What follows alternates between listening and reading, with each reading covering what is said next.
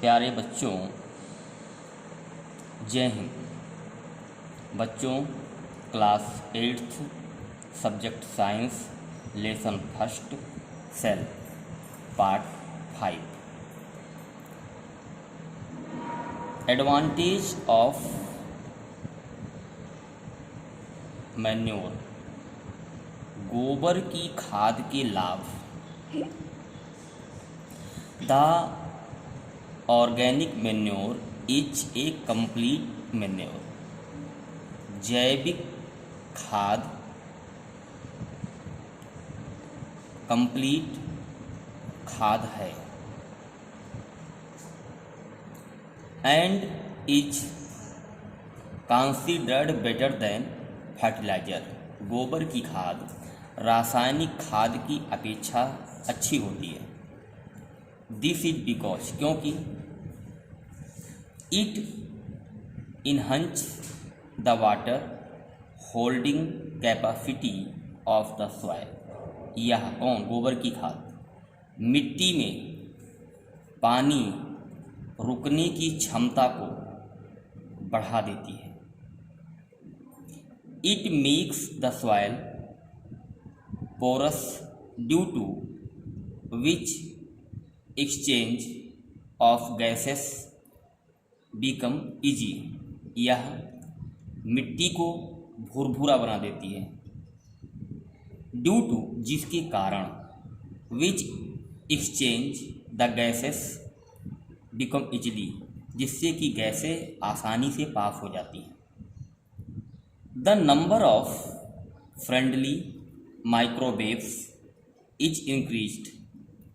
गोबर की खाद में बहुत से सूक्ष्म जीव बढ़ जाते हैं जो फसलों के मित्र होते हैं। The organic manure improve the texture of the soil. रासायनिक खाद मिट्टी की बनावट को अच्छा कर देती है, सुधार देती है। इरिगेशन, सिंचाई।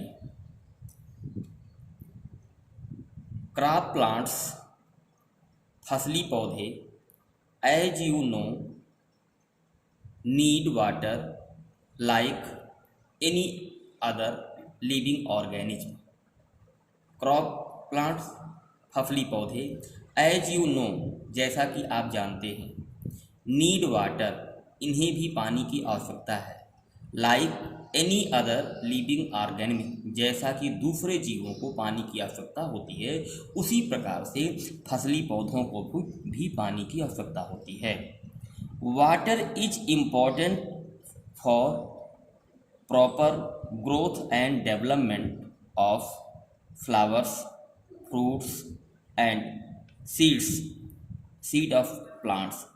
पानी पौधों के बीजों, फलों, फूलों के उचित वृद्धि और विकास के लिए महत्वपूर्ण है। Water along with minerals and fertilizers is absorbed by the plant roots। पौधों की जड़ें पानी के द्वारा खनिज और रासायनिक खाद को सोखती हैं।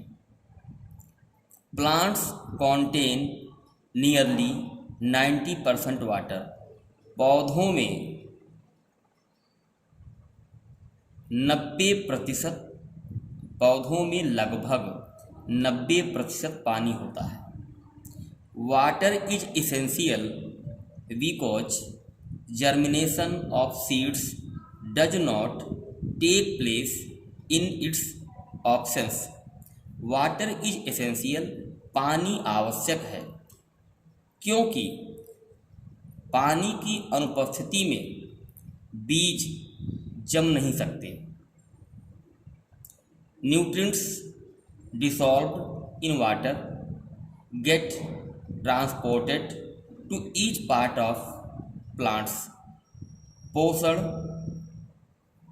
डिसॉल्व इन वाटर, पोषण पानी में घुल जाता है।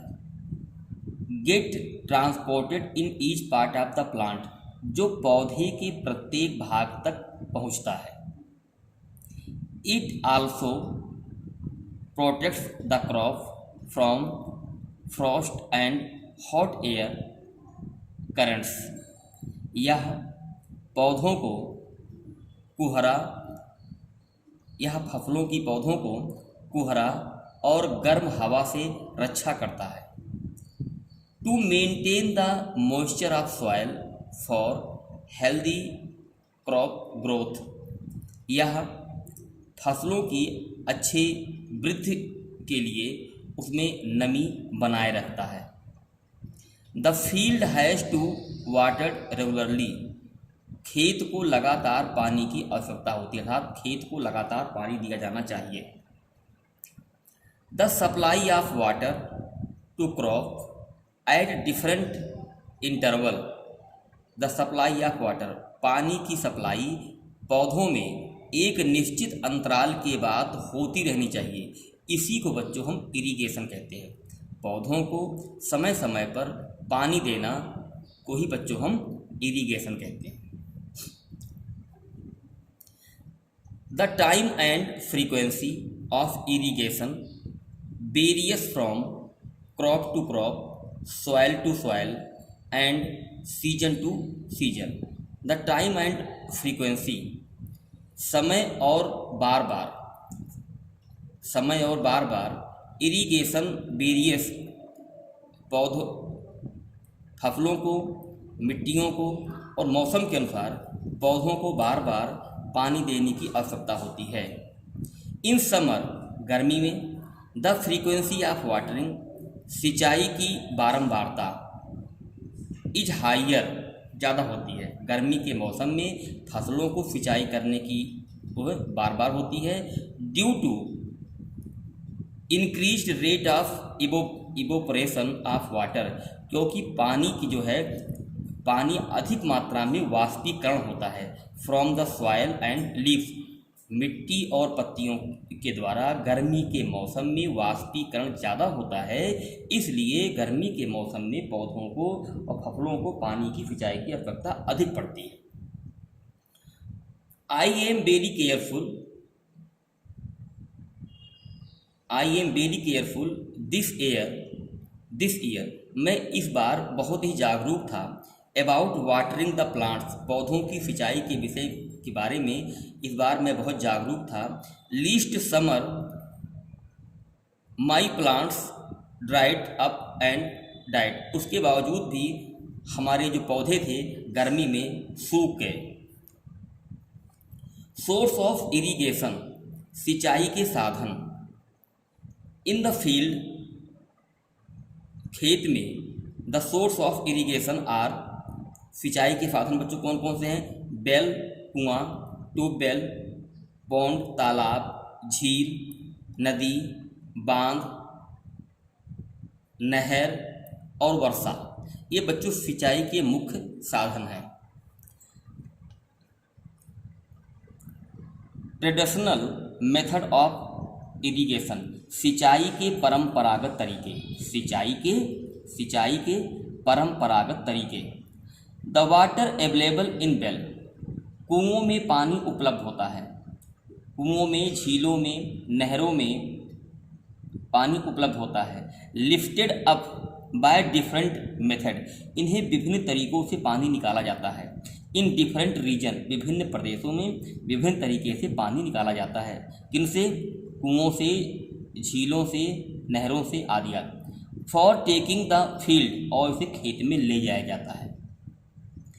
In traditional method of irrigation, सिंचाई के परंपरागत तरीके। कैटल आर ह्यूमन लेबर, पशु या मानव जाति का प्रयोग। सिंचाई के परंपरागत तरीके में पशु और मानव का प्रयोग किया जाता था। सो दीज आर चीपर, क्योंकि ये बहुत सस्ते हैं। But they are less efficient, किंतु ये प्रभावशाली नहीं हैं। The various tradition ways are, सिंचाई के विभिन्न तरीके कौन कौन से बच्चों? मोट, पुली सिस्टम, चेन पंप, ढेकुली और राहट। ठीक बच्चों, ये सिंचाई के परंपरागत तरीके हैं जो पिछले ज़माने में अर्थात आज के लगभग 20-25 साल पहले इन तरीकों का फसलों की सिंचाई के लिए प्रयोग किया जाता था, जैसा कि आपको चित्र में दिखाया गया है। किंतु आज ये तरीके प्रभावशाली नहीं हैं। आप देख रहे होंगे तरीके।